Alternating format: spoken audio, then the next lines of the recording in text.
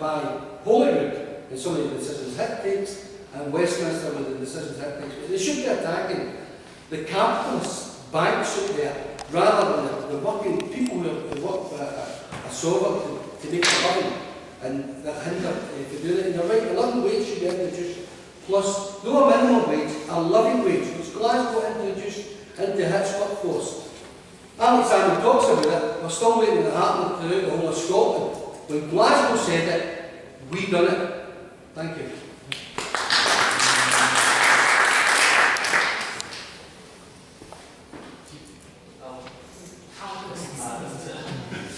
As I said in my introduction, I believe the redistribution of wealth.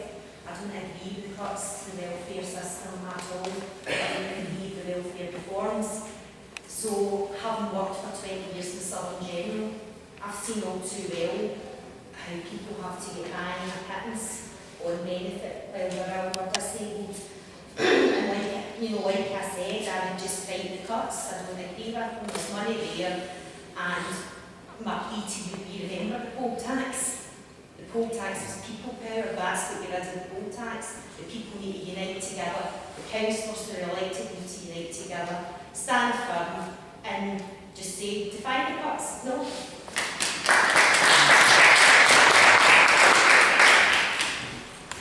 I think there's a couple of different issues here that all come together. I think on the subject of unemployment, as I said, I actually lost my job a couple of months ago, so I'm unemployed myself, and I have said I just completely reject the notion that that welfare reform can solve unemployment.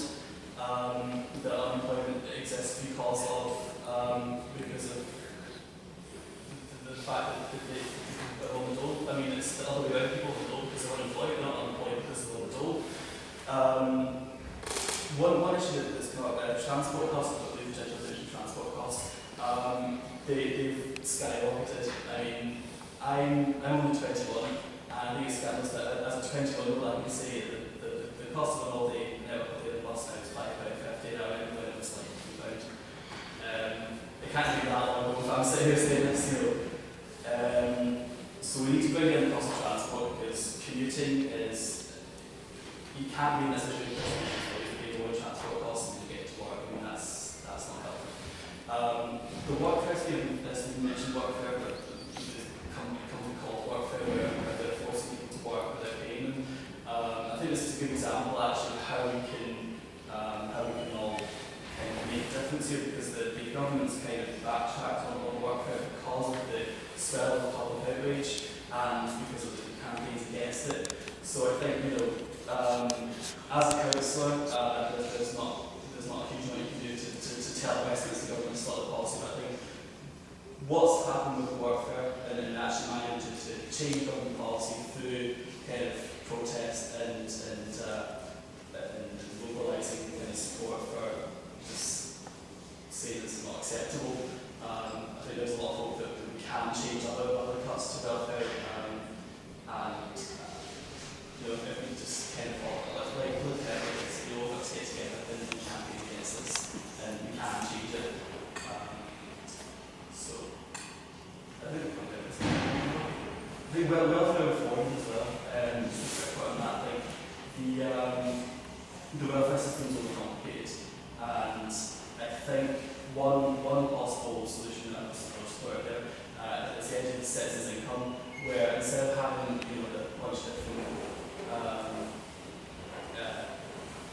benefits, you have a flat rate. You take out the means testing from it, you save a lot of money in administration, and you can actually just it's basically a flat rate of money you just give to everyone. It's quite a new idea, it's quite out there, but I think it is gaining track, and I don't know how it was looking at possible solutions to this. I think it's a green card policy as well. Citizen unconditional basically. Well, I'll stop.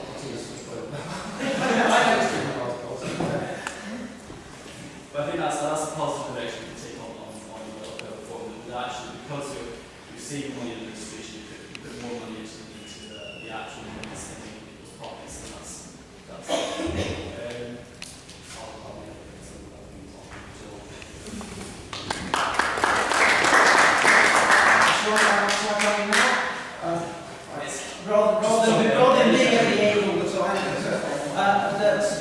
to say that I'm not going to defend the indefensible. There are certain practices, that particularly the needless reassessment of lots of people on incapacity benefit or employment support allowance. I've been a victim of, I've been reassessed for both of those due to health issues in the past. I hate ridiculously expensive exercise, dreadful. It's one of those things, that it was something that, to get welfare reform past the Chancellor of the Exchequer, this was something he had to do. He had to do something to appease his rabid right-wingers. And if you don't think that the coalition is better than an outright Tory government, you think what would happen if these rabid Tory governments were in control. But leaving that aside, whoever we elect to the council, it's not going to change some of the policies coming from Westminster that what the council, I would like to talk about what we can do positively if elected to the council. I'm pleased to say that the council has actually been one of the more enlightened employers in terms of working practices, in terms of allowing flexi time and job sharing. And that's something that the council actually should live with private employers and try to foster an environment where private employers will actually employ more flexibly and work with the Scottish government to see what they can do to help that happen. Certainly big enough plans to do that. That flexible working, rather than having half my friends who are in work, they're overworked. The other half are out of work and going mad with being out of work. And that's a crazy situation. We've got to redefine what work is. I think that was a very good question, but I don't like the phrase the welfare reform. It's not reform, it's an attack on the disadvantaged. And the Liberals should be ashamed of themselves for propping up a Tory government in Westminster. Because that is what the root of the problem is. The Liberals were too quick to support a wrongdoing party in the first place at Westminster, and there was a total attack on disadvantaged people. I protested, like many other people in this room, when the gold tax came into Glasgow and Britain. I campaigned against it, like many others here, and there was Facebook that were campaigning as well. And next year, when the cuts come, there is a great danger that people will lose their homes because of the Liberal Conservative coalition. Housing associations at the moment are, at the lower end of the market. They're cheaper than the private sector, and there's new housing being built all across Glasgow to house people in need of affordable homes. Now, good quality homes are being built by housing associations, and what we're going to see next year is the risk that with the cuts that's been imposed, if you're in a house with 2 bedrooms but you only need 1, they are going to cut your housing benefit and you will not have the money and people will face eviction. And that is what we must focus on. That's, if I'm elected, I will be campaigning and if necessary out on the street with everybody else to stop evictions. Because that is what's coming in, and it's going to be severe, and it's going to affect a lot of housing associations. It's going to affect a lot of local residents. So we must be united and we must fight against those cuts. Now, the cuts are not, I would not use the word reform because they're not reform. It's okay for the ones at the top of the tree who are very multimillionaires to get a very slight cut in their income tax. But the people on the lower levels have been hammered, the pensioners have been hammered, everybody else has been hammered, and we had a banking system which failed and caused the problem. The government stepped in to nationalise, but did not take control of the banks. Now, I have always said that the banks should be nationalised, and if we are going to do that, we must make sure that we control it and we take the resources back to the communities. What you have now is very rich bankers awarding themselves big bonuses while everybody else suffers. Yeah, so I will. It is not reform, it is an attack on the disadvantaged.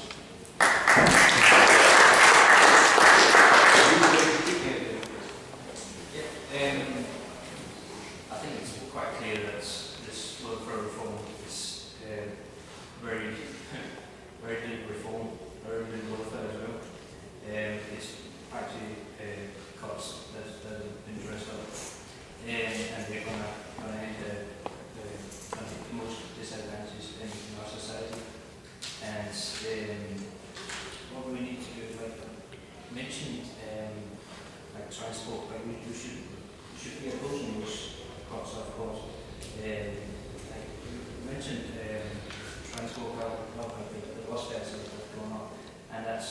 that's another thing that hits the people who haven't got the means to travel very far. And I think it's important that that now we've got an old deal, of course, 450 to travel in Glasgow.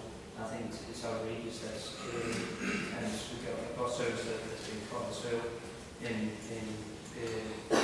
the outskirts of Glasgow, like where one of the places, especially like the elderly, getting to health centres, getting to libraries, all those amenities that they're being cut away from. It's more like we need investment in the transport system.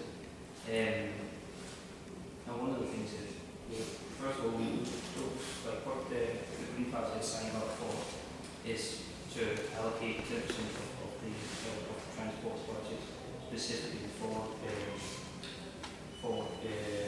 sustainable transport, and instead of motorway, which we simply need. We got quite a significant percentage of Glasgow population who haven't actually got access to cars, but yet we build another motorway to suit them. When we instead should be investing in our public transport.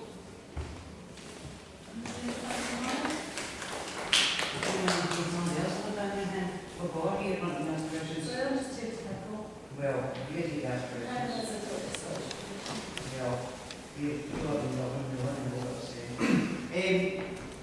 There's one thing I would just pick up on straight away. Where did this word welfare come from? It came to America. We've got a social security system.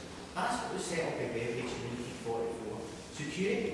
And it's a disgrace that security is going to take away the most disadvantaged and disabled in society in this government.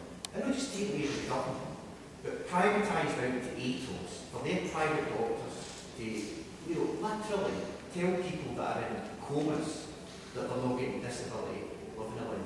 I think it's an absolute disgrace, and a measure of who you are as a country and who you are as a people is how you keep the most weak, the ill, the sick in your country. And if that's the standard that Britain's judged by, then we should hang our head in shame, frankly. And that's down to the government we've got, that's not down to the people we've got. But that's how we appear, I think, externally.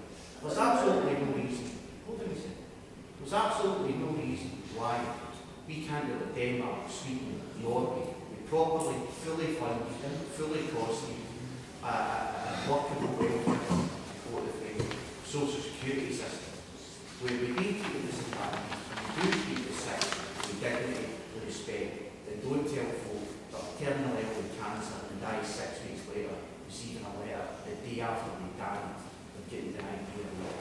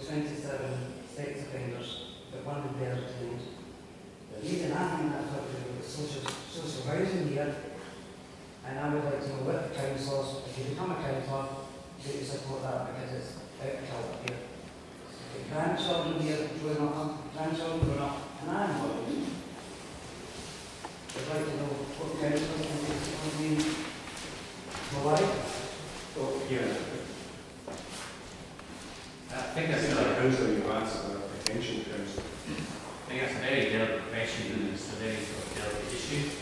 I think there's a lot of danger of going to the names of sex I understand that, but I think we're doing that, and I believe that something should be really dealt with by professionals who work in social care and know the best way that are trained specifically professionally to deal with those sorts of issues. It's incumbent on them to be able to have those peer communities in this issue. I expect any politicians to take any powers that they Politicians have made the rules.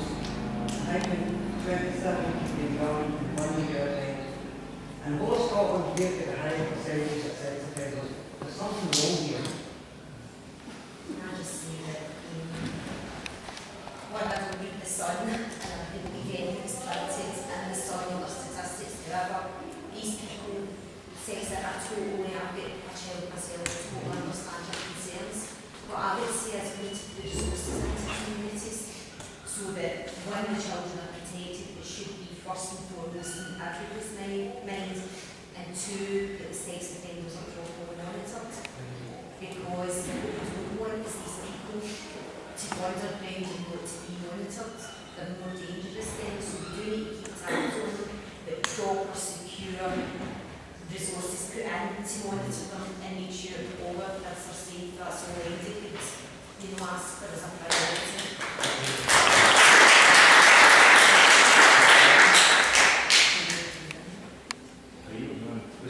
You said there was 2 people here particularly wanted, so we can pick off one after the other. I've listened to a lot of questions about, and a lot of things said about the land. My question is, all the candidates, what do you see as the biggest problem in government that needs tackled by the City Council, and how would you tackle it? Because, and can I ask another question as to where the candidates come from? Because nobody actually said there's only one candidate, and I know John's stable government, but there's very few candidates who actually take the stable government. I come from government originally, I didn't stay there, I've worked in Scotland and both But the the government question all is, the time. what do you see as the biggest problem that the City Council has to Whatever tackle? the people John? government tell me is the biggest problem, then is the biggest problem that needs to be addressed.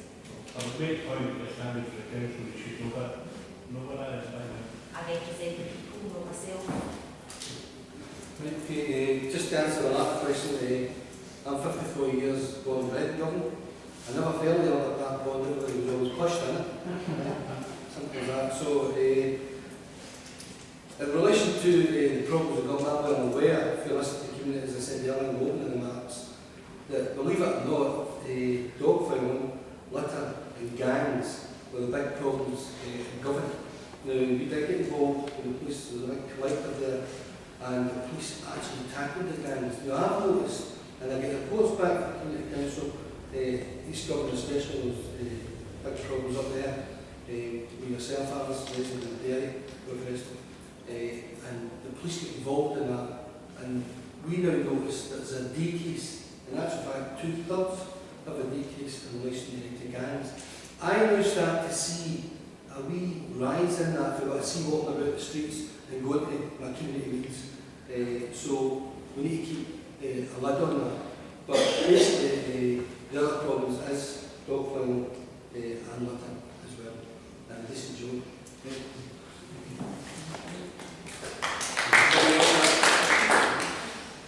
Good message too. I was going to ask about another aspect of the welfare state reported by Beveridge, that he wanted to banish ignorance, and we've seen, I don't think it's banished ignorance for others, but we've seen cuts to education, and in particular cuts to the services for children out of school. So I was going to ask the candidates what they think can be done to redevelop services for children out of school, what can be done to limit the cuts in the schools, and what can be done to assist the voluntary organisations that have up to the present given quite a lot of support for provision for young people out of school.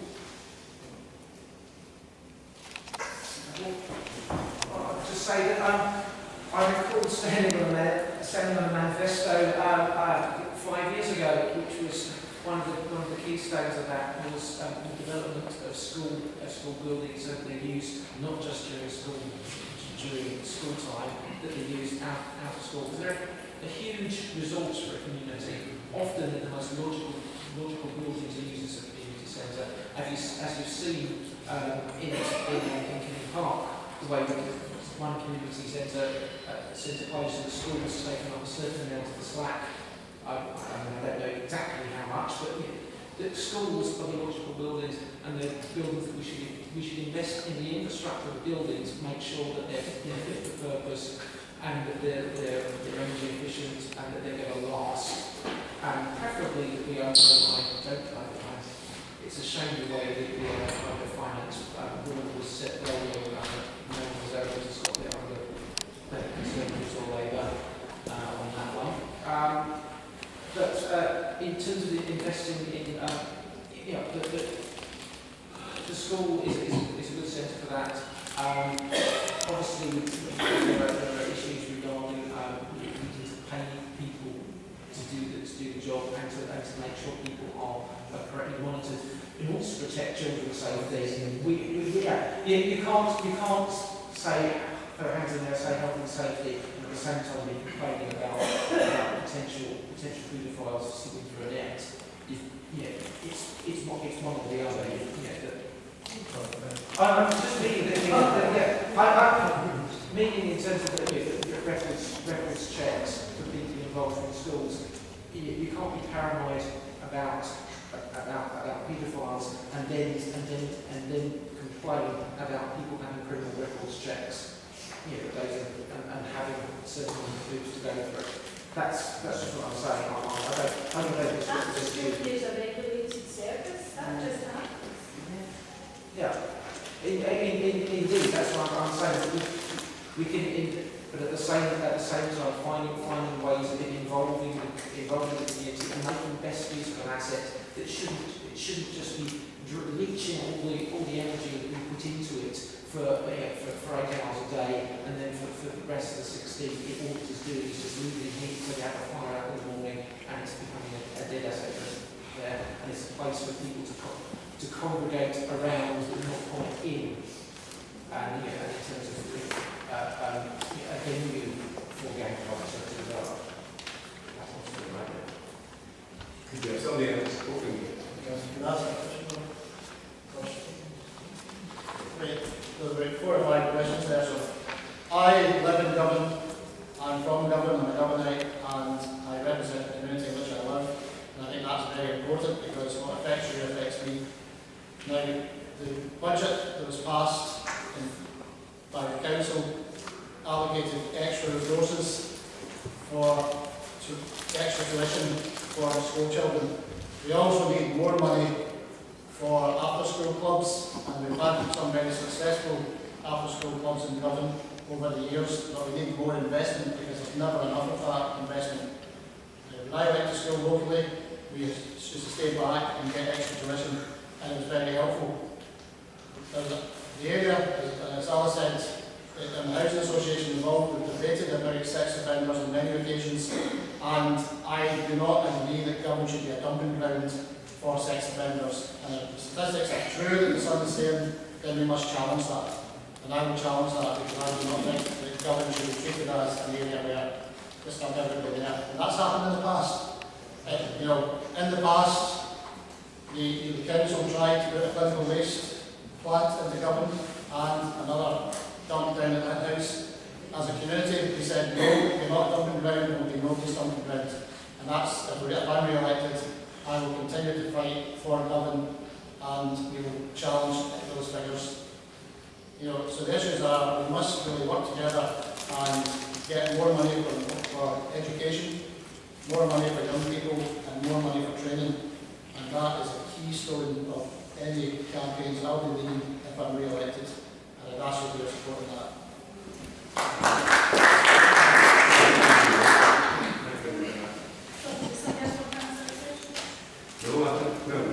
That's the same question. The same question relation to after school. And I mean, keep kids busy, and obviously they don't do the things that kids can get up to I mean, years ago, Jerry was there in Govan High, we took money out of the area budget, 15,000 for one area, 15,000 for another. Govan High, every window in Govan High, and Govan High is just a massive window. Every window in that school was broke. We then funded a summer programme stuff, after school stuff, and that year not one window was broke. Now we need to know, if we invest in our kids, then it's the same. It educates them as well. While they're in the schools and after school as well, then we teach them how to do these things so they'll do these things. So it's very important that we do invest in our kids. In relation to the paedophile question that was asked, obviously they all should be tagged. We never knew again about the electric shock, should be doing whether they do the house or no. But we should have more policing and services to keep that control. And no community should actually get an influx of any particular offender. It should be spread across in an even fashion so that it can be controlled properly. Thank you. Well, the speakers for the back, and you were right, I think, and Deirdre and I'll have to go back in. Sorry, I can't be on stage. It's okay. Yeah. I was glad to hear the last candidate talking about investing in our young people. Glasgow's got a proud history of early years education. And high quality early years education, one of the key factors is the qualification level of the person leading the service. In Glasgow National Schools, our day teachers are trained primary teachers with a specialist qualification in early years. The current administration has now moved to replace that level of post with another graduate, albeit a graduate level position, but somebody who has not got training in teaching and learning to the same extent as our current head teachers. It may or may not be a financial reason. I'm really not sure what the purpose of it is. But do the candidates agree or disagree that this is a false economy and that we should be investing the highest quality staff as possible in our early years establishments? Yes, of course we should. However, I don't agree that necessarily that should be a trained teacher. I know that nurses who are now child development officers are trained to as good a standard as you could ask for. Not if they've been trained 25 years ago. Sorry, experience counts for something. Yes, it does. It counts for a lot. I'm not a big fan of paper qualifications. I believe that people should keep up to date with professional courses. Consider that continuing professional development as a key part of jobs and working like a teacher or a nursery. If you're training at a nursery school, then possibly, but a nursery, then more a family level centre. No, it's not all about education. It's about, or it is about education, it's education for parents as well. You don't need to be a teacher to do that. Can I just say to all you potential councillors, the veins are out there knocking 10 lumps out of each other just now, these gang fights. You need to do something about that, all of you. There's a space on the well, we're continuing here.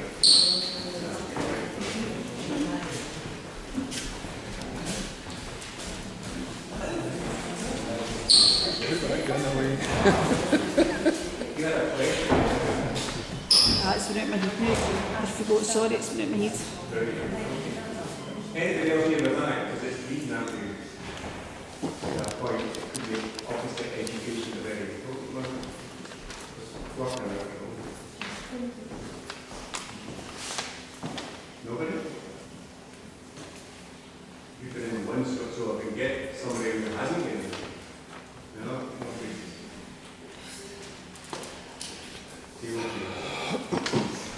Carry on again. If elected, would the candidates agree to have public investment, municipal investment that is, in our parks, in the care of all kinds of people, whether they be elderly, disabled, or whatever, and make sure that the people who are doing the caring and working in the parks are properly remunerated, properly paid, so that that pay goes into the local economy of whatever part of the city they live in this case, Govan.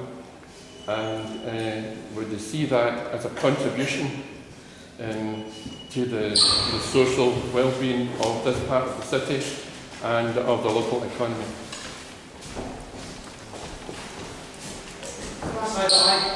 I'm quite radical in my approach to employment. There are lots of jobs that exist in the world that, frankly, probably don't need to be done.